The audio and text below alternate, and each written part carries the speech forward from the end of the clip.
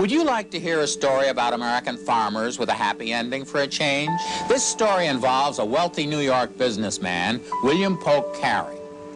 When Bill was a very young man, he was sent out to Sugar City, Colorado, to oversee the dissolution of a company that was formerly owned by our grandfather and gone bankrupt.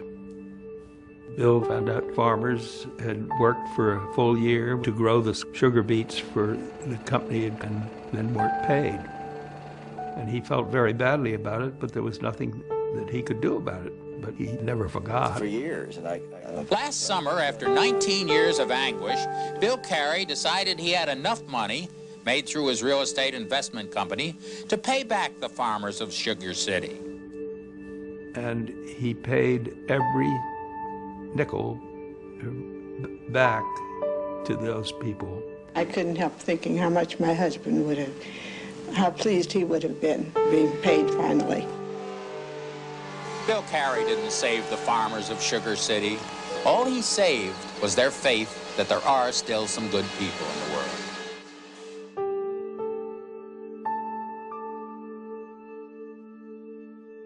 Bill Carey has a value system that is at a higher level than most people. I have enormous respect for his character, his values, his standards. He just is one of these people that has it right. When I was on the Board of Trustees, Bill was invaluable to me. This is a guy that really wants to make a difference in the world, and he has at Hopkins.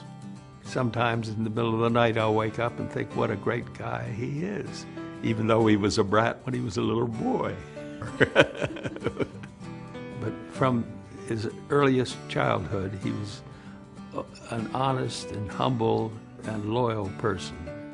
Uncle Bill has great integrity, and it's very important to him, the concept of doing good while doing well.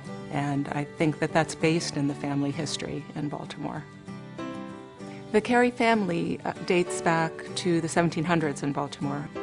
My great-grandmother, Bill's grandmother, was the founder of Gilman, and Dr. Carey Thomas was on the first board at Johns Hopkins. We had ancestors on both of the original boards of trustees, both at the university and at the hospital.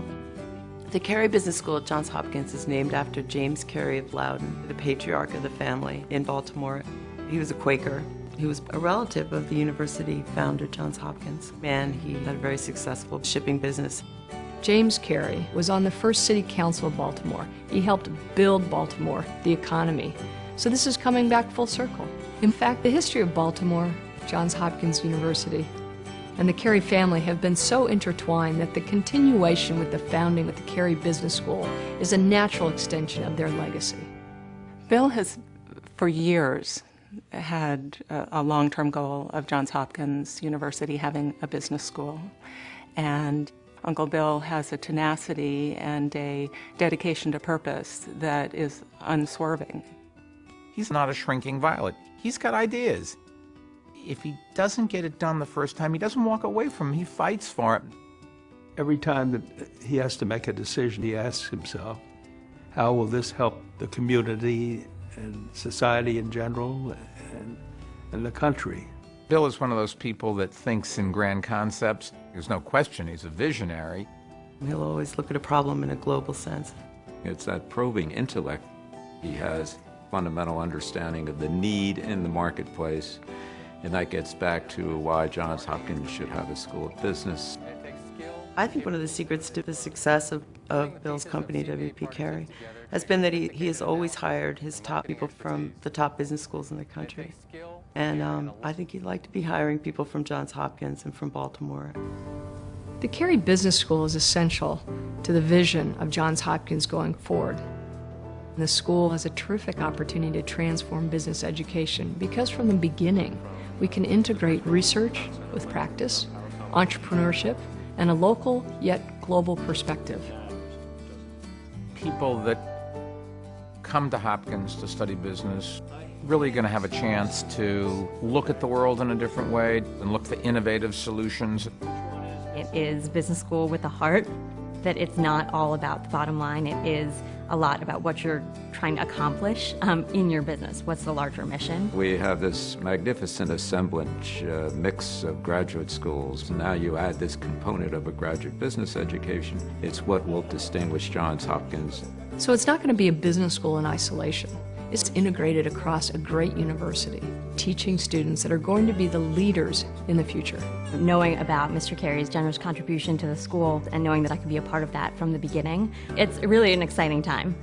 I think the reason the Carey name and the Johns Hopkins University name have been associated for centuries is because we both believe in excellence. That's still true today with this gift. And it's the vision and drive and passion of Bill Carey to found an excellent business school that will continue that legacy for the next 100 years.